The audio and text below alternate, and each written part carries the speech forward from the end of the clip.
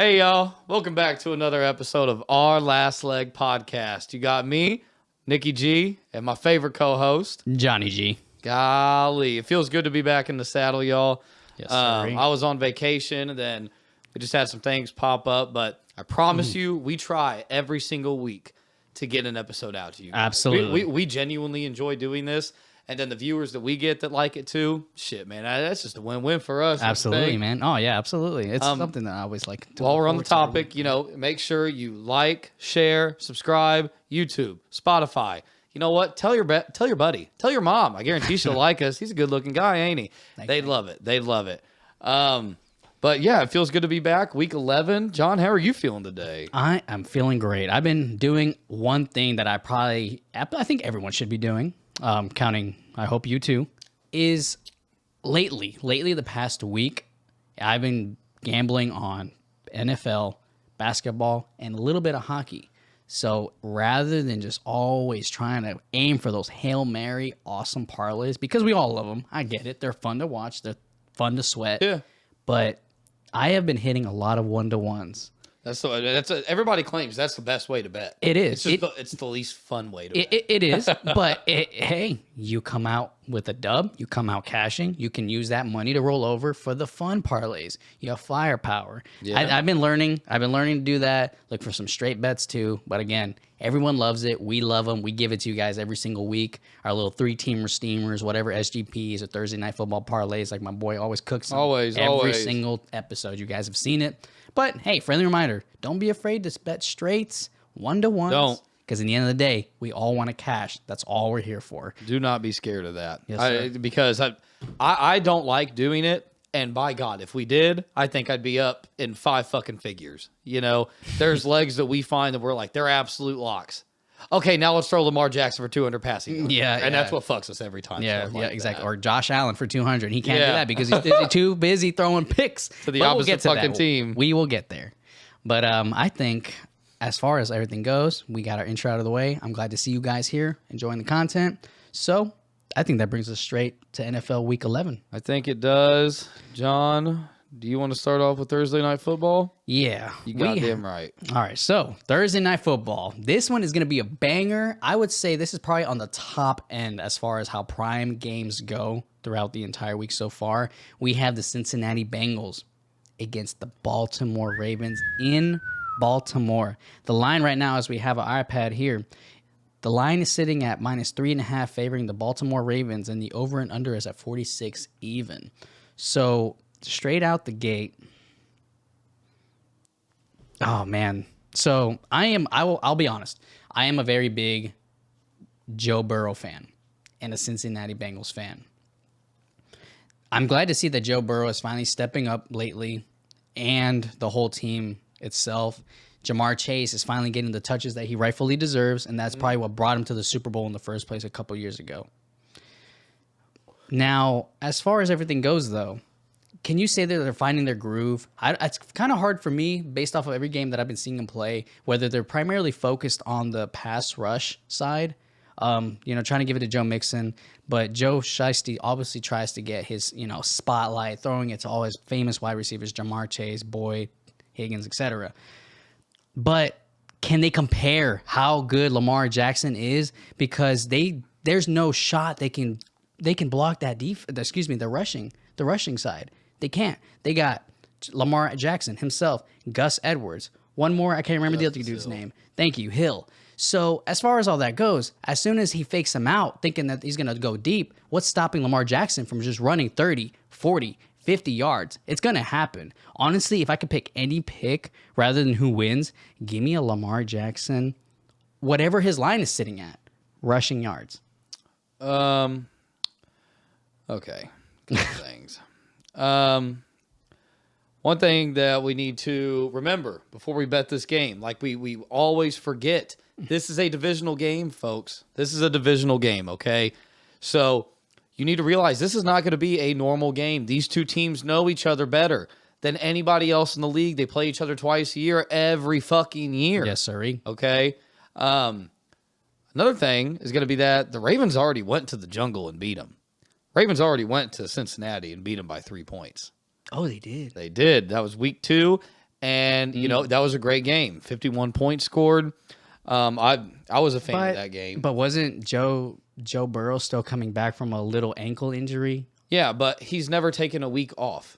So it's like, how bad was it? Like, are you just using that as an excuse? Good point. That's fair. Because everybody wanted him to stay or not play until week 5 because he wasn't his best.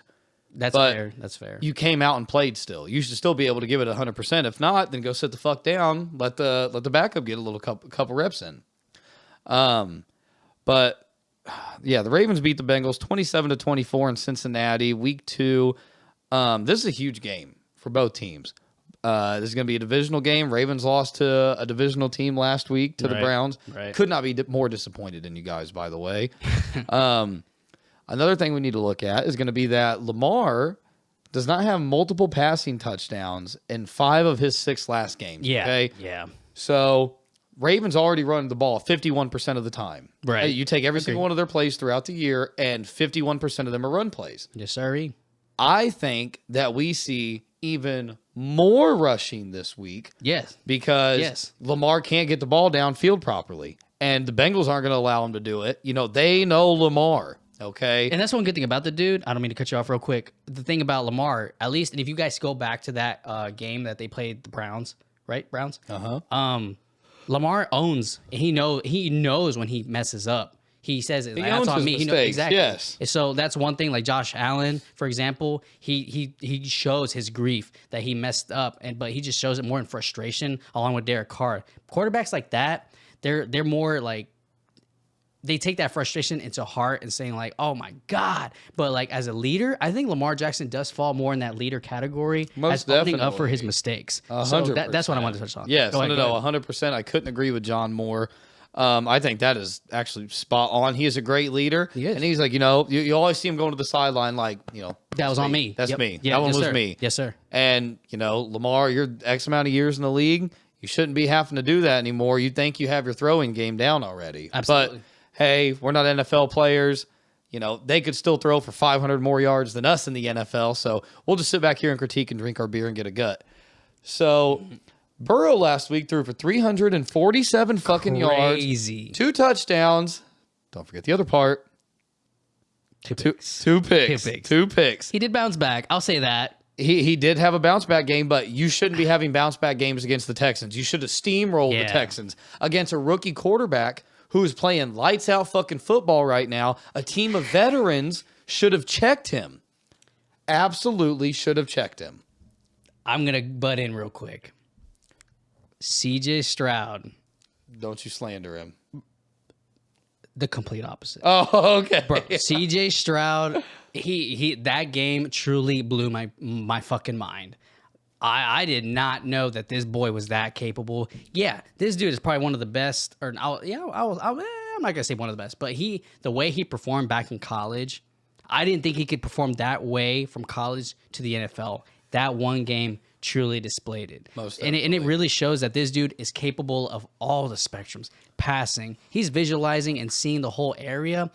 So he's not really just like your own rookie or what you assume to be just a regular rookie quarterback. No. This dude truly stepped up the game. You would have never thought that he'd be a rookie. Panthers You want to think about fumbled the rookie? bag. Talk about fucking Mac Jones. Get that dude out of the NFL. I'm over the Patriots. I don't even want to talk about him anymore. We probably won't at all for the rest of the fucking remaining of the 6-7 weeks in this podcast. Don't you fucking say it. I'm over him. Let him sell fucking insurance. I don't care what he does after this. I don't care what he does after this. Truly. Anyway, going back to the main topic, CJ Stroud, though, the way he's been performing this entire God. excuse him, but that the was funny. entire remainder of Car salesman. the Texans, I can see CJ Stroud truly popping off, showing his true potential. And I think that game against the Cincinnati Bengals truly did show it. Yeah, 100%. Right. And to me, they're the front runner in the AFC South right now in the Colts division. Jaguars got absolutely pummeled by the 49ers. 100%. Oh, yeah. Titans look like shit. Colts look like shit. I don't think anybody had on their fucking bingo card for the Texans to win the AFC. I'll give you a little benefit of the doubt. The Colts have been very, very promising. We are frisky and fun to watch. I'll give you that. I will give you that. Regardless if they lose, watch a Colts game. Like, it is fucking entertaining. Like, it really is the definition of football as far as them trying hard. Yeah, they make their mistakes. They throw their picks. They make their fumbles. But the crazy part is they bounce back. They make those crazy comebacks to make got that fight in us. Bro, yeah, exactly. That fire doesn't stop burning. And I'm not saying that just because I'm from Indy, because you guys know I'm a Patriots fan. But watching these Colts fucking play, bro, so entertaining. All right, that's my piece. Sorry, cut you off. No, you're good. Patriots lost to the Colts last week, just to make that clear. Yeah, so Higgins is also out for the Bengals game. And from a fan's perspective, I like the Ravens money line. Okay. From a gambler's perspective, Oh, really? give me the Bengals plus 3.5. It's the line's, I think, at 2.5 right now. Give it to me at 3.5. And make the over-under. Give me over 43.5. I think this game is 20-24. I do acknowledge and I appreciate the fact that we both agree that the over looks very promising. Yes. From both ends. Now, the part where I disagree. You don't think the Bengals cover? Ladies and gentlemen, if you go back in the last 2 episodes, this guy has me convinced to the fucking nail that Lamar Jackson and the Baltimore Ravens are literally debatably one of the best NFL teams this season. They are. I mean, they're top 3 in the AFC, top 5 in the NFL. No, yeah, I agree. And you truly had me right on the wall to agree with that. And I'm going to stand by that because you did a good job. It took a couple episodes. So with that being said, I have to take the Baltimore Ravens money line, ladies and gentlemen. Me. Yeah, bro, I really didn't expect us to disagree with this one. I really didn't. Okay, I mean, just to be clear, I said Baltimore money line. But if we're playing the spread, I like the Bengals 3.5. From a fan's perspective, I like the Ravens money line. But from a spread gambling perspective, give me the Bengals to cover. They covered last game. And interesting. And right now, Burrow's playing great ball, man. They're going to have trouble getting that ball downfield. The Ravens are. I don't want to. I want to be wrong. Yeah, I want to be wrong. See, and I don't even. So here, let me ask you one final question. Before we move to the next game. Yeah. You see the Bengals covering 3.5 points, right? Right. Correct. But you see the Ravens winning. Correct. So you probably see them winning by 1. No, I see them winning by a field goal again. So let's assume he were just. This is do not bet this. This is. I knew where you were going with this. Let's assume, I knew what you were going. Let's assume, and I typed it in right here, that the Bengals cover. It's crazy that the Bengals cover plus 3.5, and you take the Ravens money line. Guys, with 2 picks, that puts you at 5-1. That is insane. If you had the balls to do that, please share it, because I'm not gonna do it. But I might. But I'm looking at it now like. That is gnarly. It's a gnarly ass bet for sure. Right? But at that point, like, just because you wouldn't want to risk if the Bengals don't cover by 3, you'd probably have to find a winning margin of something along the lines of Ravens covering a winning margin of between 1 and 13 points. Yeah. That'd be more ideal because it still supports the fact that he thinks that the Ravens will win within the margins of 1 to 13 points, but he's still confident that they cover by a field goal. Yeah. I think it comes down to a tie ball game and JT's leg. All they have to do is get halfway down the field and Tucker's got it covered. You're not wrong. I mean, it's such a don't get me wrong. Evan McPherson is a great kicker. Oh, and that's another thing. He's great. Yeah. He reminds me a little bit of a very young McAfee. Yeah. Like the way he's got his swagger in there, but McAfee kind of made that for all kickers and punters. Yes. No kickers were acting like that before McAfee. Oh yeah. At all. Absolutely. So what are you taking on the spread? All right, no more talking points. I am taking. You said no spread? No. What are you taking on the spread? Because I got the Bengals to cover at plus 3.5 and the over at 43.5. Okay, so if he's saying that the Bengals will cover at least a field goal, then I'm gonna just go that opposite. I'm gonna say that the Ravens cover minus 2.5, at least a field goal. Okay, that is my final take. So you're basically taking the Bengals plus 3.5 then. If you're saying the Ravens are going to win by Oh, a I field guess you're goal. kind of right. No, but the Bengals do have the potential to win. That's the Correct. thing. I truly think You that the 100% believe Baltimore's winning that by Baltimore a Ravens field goal will minimum. win minimum. Yep. Okay. Exactly. All right. Exactly. I like it. Let me go ahead and give you guys the Thursday night football legs. The Nicky G SGP. Oh, we need to get a theme song. That's a good one. That's a good one. I made that up right. SGP. I like that. Right on the top of the head. I'll take Knuckles on that, baby. Come on now. Here we go. Now give me Burrow over 250 yards. Kids playing lights out. I almost pushed it to 275 if you were feeling crazy. That's nice. All right. Burrow 250. Jamar Chase Lock. 60 yards. Lock. Gus Edwards 40 rushing yards. Lock. Joe Burrow 2 passing touchdowns. Iffy. Joe Mixon 40 yards. Okay. So that's a couple legs. And what are we at? What are we at though? You're at plus 615 before you get your wow. Thursday night football. Oh booth. no, that's nice. And just to support that, ladies and gentlemen, we are on FanDuel right now.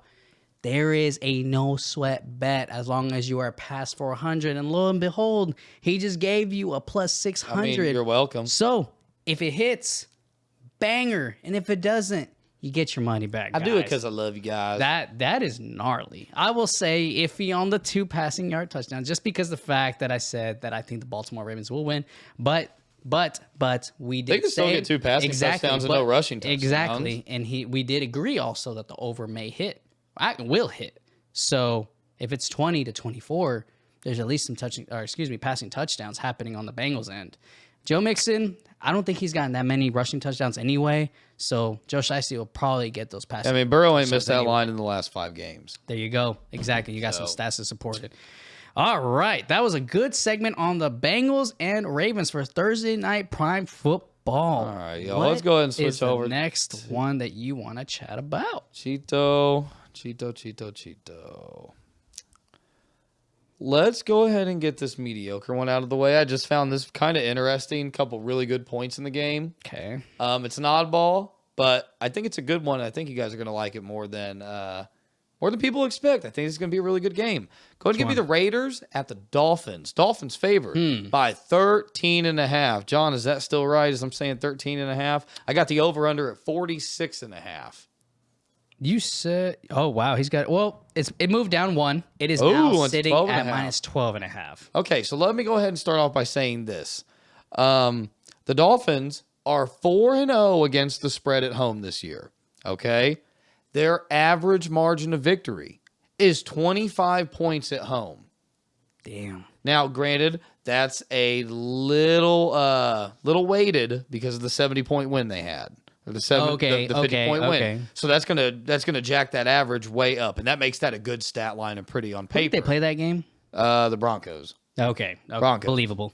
Yeah, I mean that checks out. But Dolphins 4-0 against the spread. Okay, 1 point. Raiders 1-4 against the spread at home with an average of, Raiders are 1-4 against the spread on the road. On the road. They've only covered the spread once. So this line makes perfect sense that the Dolphins win by 2 touchdowns. Keep going. All right. We're not done. We're still cooking. Keep going. So Raiders, we had that entire head coaching change. Josh McDaniels got the boot. He got on up out of there. So we got Antonio Pierce, who's now 2-0 as the Raiders head coach. Exactly. Which I'm putting respect on his name, but humble yourself, okay? Because it was the Giants and it was the Jets. Yeah. So don't get me wrong. I couldn't imagine how difficult that would be to become the head coach of a team and, only have one job to do. Now you're taking on so many roles, but he seems to fall right in. Antonio Pierce playing good ball, coaching good ball, and I guarantee Josh McDaniels would have lost one of those games. Oh my gosh, I'd bet the bank account on it.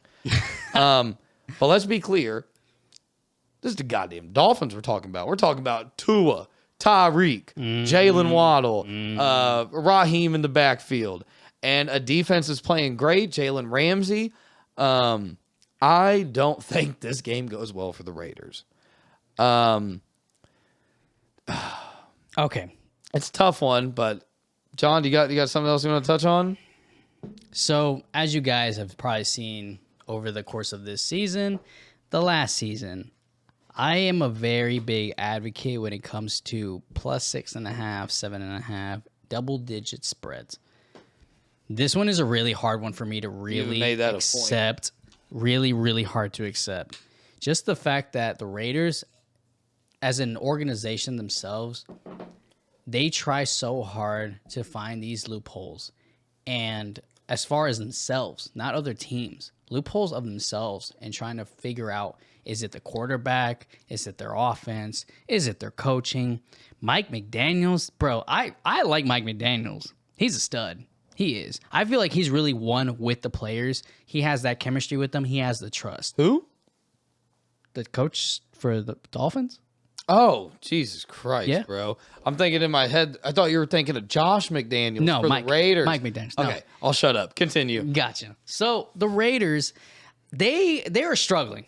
I'll say it. Since Jimmy G, pretty boy, that's all he's gonna ever be, a pretty boy. Terrible. Get him out. He's not that good. If anything he ever did good for anyone in the betting industry, anytime interception, because that's all he ever did. So Devontae Adams is struggling to even get any touches on it. I get it. He's probably being a little bit of a crybaby, but he is an absolute stud when it comes to catching these balls. The thing is, can any of the quarterbacks ever get it to him? It's probably because he's always being double covered. Not his fault he's that good. But it's not enough. It's really not even with Josh Jacobs, Devontae Adams, anyone else. Can you consider a weapon? They're sitting at plus 12.5. This one is one that I cannot advocate for, which brings me to my final decision that I think that the Miami Dolphins cover 12.5. Good boy. That's the only correct answer here. It really is. I will take the Dolphins as well at minus 13.5, and I'm not touching the over/under. So just out of curiosity, because we're on here, I don't know if it's even on here, but I wanted to see just what the Miami Dolphins total points are. And it actually is. So 29 and a half. 30 points, guys. 30 points. Don't forget their average margin of victory at home is 25. Exactly, out of 46. So can we expect... That's a touchdown. Yeah. That's a touchdown to beat the average. Honestly, I think just in case, I will say the Raiders are good as far as finding some sort of moments where they get a fumble. Their defense is or an playing interception. great. Don't count them out. Max Crosby. Max Crosby is a defensive stud. player of the year. A Defensive stud. player of the year. I really do like him. So for that aspect, we can probably expect that the Raiders to put up some form of points if Crosby can somehow pull a fumble on Tua close to the red zone on their own 20 or 30. Then that is when I'm probably more lenient to hitting the over, like my boy said. You did say over 46.5. Right? I didn't touch it. Really? Didn't Okay, touch well it in then this I game. think I'm going to make that statement. If the Raiders can somehow find interceptions or fumbles, I'm expecting more of a fumble from Tua than an interception, to be honest. And that is when I would lean more towards the over 46.5. But my final pick, though, minus 12.5, Miami Dolphins, period. And I just thought about this. Tua, he's not right-handed. Max Crosby lines up on the left side of That's the line. a really good observation, So bro. and Tua's left-handed. His backside is going to be his blind side is going to be Max Crosby. That's scary. That's scary because a left-handed quarterback is going to throw like this. Right hand is going to stand like this and see Crosby coming at him. Yeah. You're able to evade that a little bit better. Now, golly, if That's Chandler an Jones was observation. still there. But, yeah, Tua, now if you can, whatever Crosby sacks are, take him over. Take him over. I think he gets in there. So usually, for an honest team, this is the last part I want to talk, John, because we both agree that the Miami Dolphins will win this game. Do we think that Crosby will get one sack or two? Usually, because I say that, FanDuel. 1.5. Oh, exactly. FanDuel, from what we have seen over the course of the last couple of weeks, the Raiders, as far as their promos on FanDuel, they give you a Crosby sack for minus 260 or 300. But it's usually, another one is Crosby for 1.75 sacks. Correct, because you can get half sacks, quarter sacks. Yeah. So, yes, I do like him for over 1.5. I think if he does, I think he gets one by himself. Okay. I agree And with I that think one. he's in there for two more. At least two more that he's got his hands on where he's getting a quarter or a half from it. Okay. Max Crosby is playing unbelievable football. This man was just smoking a backwood on national TV during the middle of an interview the other day. He almost said the N-word in a Raiders promo. Crosby is a dog, bro. Did not know that. Oh, yeah. And also, my bad, I said he was gay about like 4 weeks ago on this podcast. I was thinking of the wrong player. I was thinking of the wrong player. Excuse me for Crosby, if you are ever seeing this, I'm very sorry. Don't hurt me. Yeah, very ironic. But anyway, if you do, he apologized. I never said nothing. Very much so. I don't know. He might have agreed with me, but on to the day. Onward to the next game. So, I'll be frank. The main two that I really wanted to tag on were prime Thursday, Cincinnati Bengals versus the Baltimore Ravens. My boy wanted to touch on the Las Vegas Raiders and Miami Dolphins.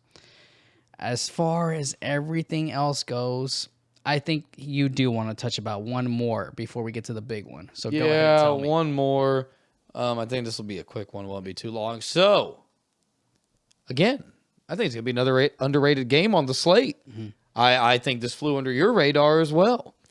Jets going to Bills Mafia.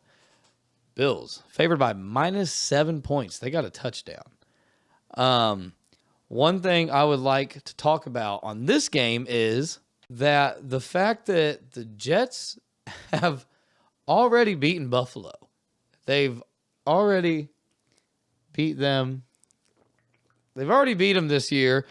And I think that's one thing we need to take into account on this game is the fact that, this is divisional again.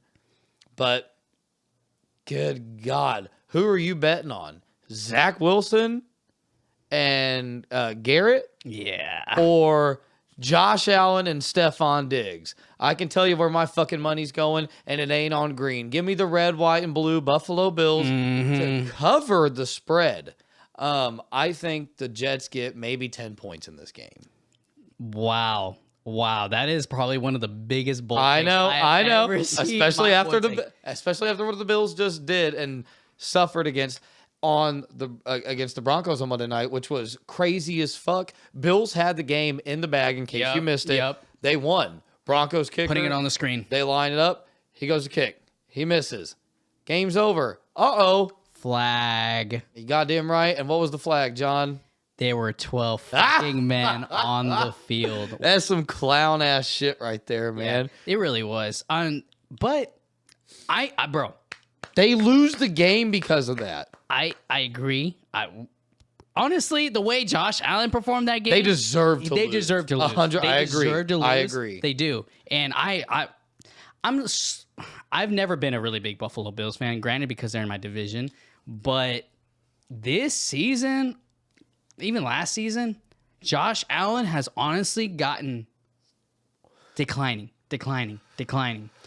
His peripheral vision on how he sees things is not up to par the way he started. This dude, if you want to cash anything, interception. This dude is a turnover machine. He's starting to turn into a different sort of Jimmy G. Yeah. Minus the pretty boy side, but this dude is throwing nothing but interceptions. I think in the interception factor, he's worse than Garoppolo was. Oh, okay, fine. And you're even supporting my fact on that. He has more interceptions than anybody in the NFL since 2018. I did not. That means he's more than Jimmy G. He had 69 going into Monday night's game. Left with another 2 picks. He's at 71. 71 interceptions, bro. And if it weren't for that second one, they probably would have won the game because they would have been ahead. Yeah. They would have been ahead. Anyway, sorry, that was my little piece. Yeah, I mean, but there's one more thing. Sorry, I do like the fact that my boy actually agrees. This is the one time, bro, you don't actually take the favorite. You don't do it oftenly. Don't do it oftenly. I'm taking the favorite. You're taking the Bills? Yeah, I just said that. I just said I think the Bills are going to cover the spread. Do you think they cover a whole tutty? Yeah. I told you, I think the Jets scored 10 points in this game.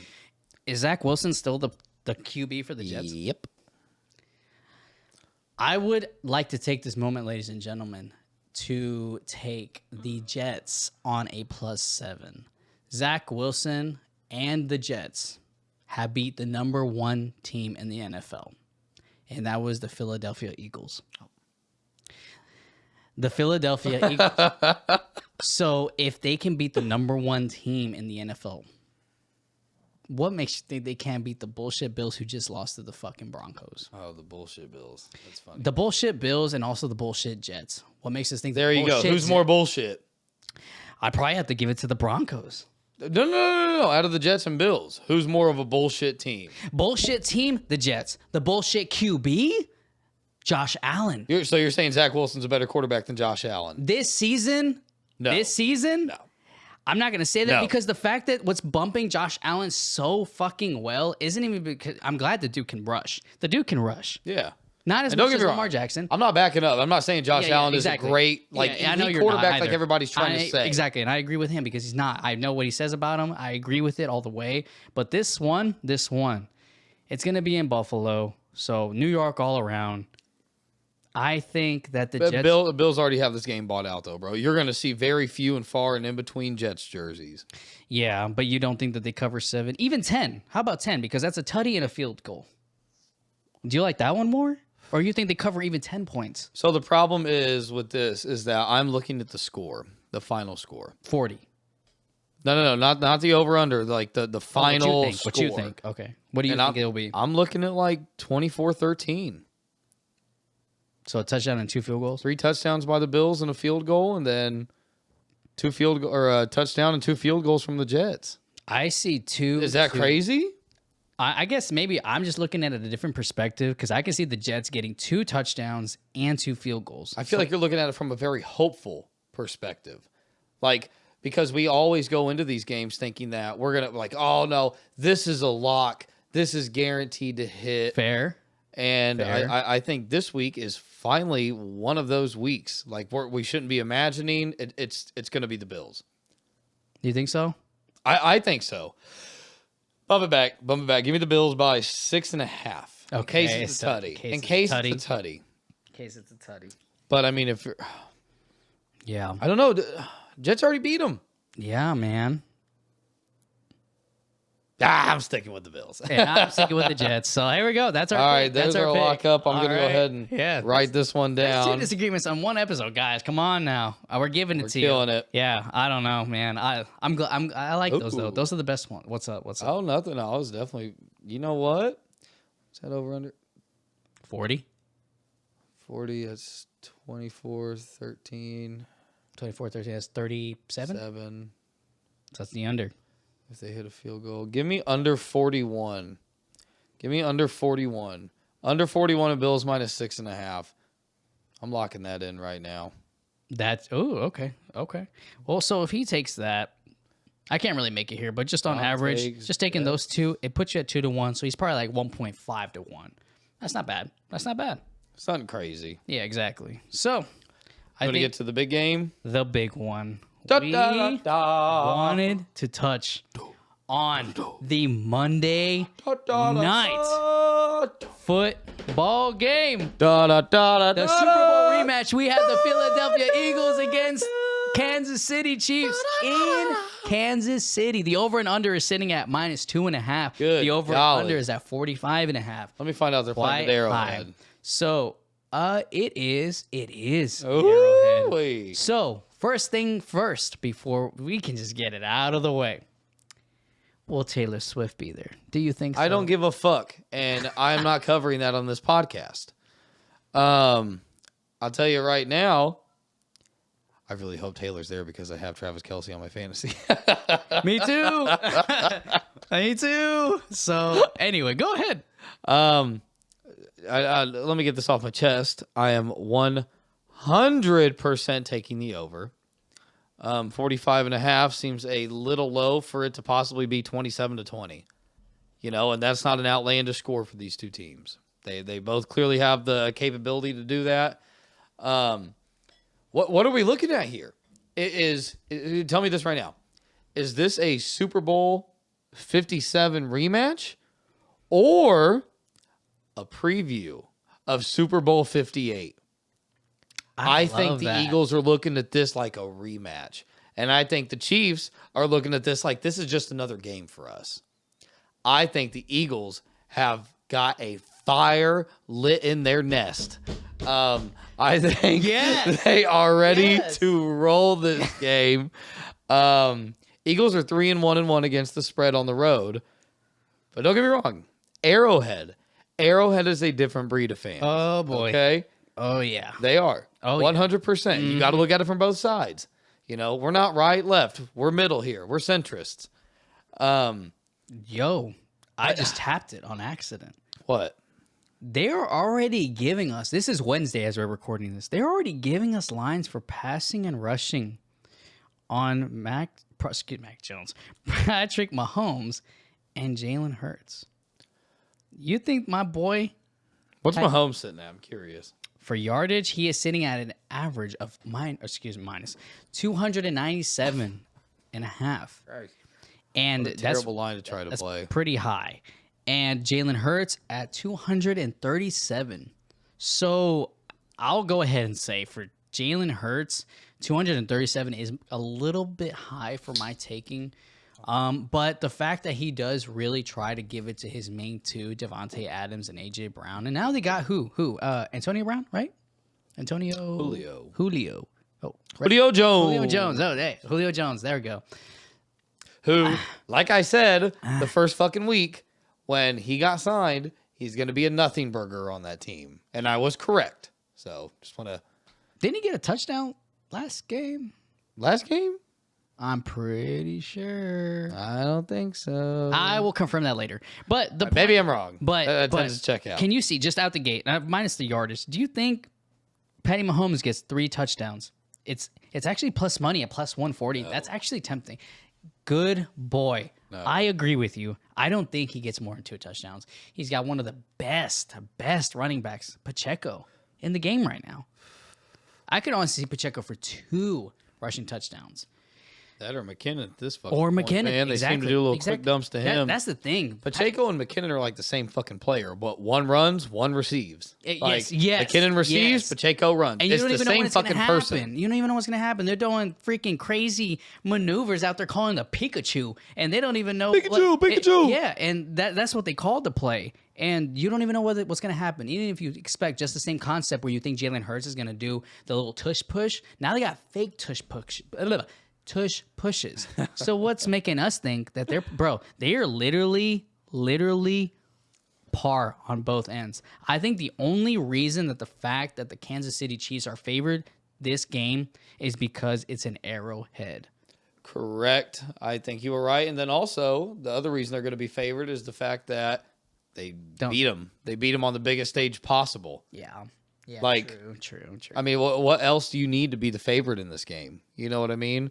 But everybody needs to pay attention to the fact that the Eagles are playing great football right now. Mm-hmm. They're playing great.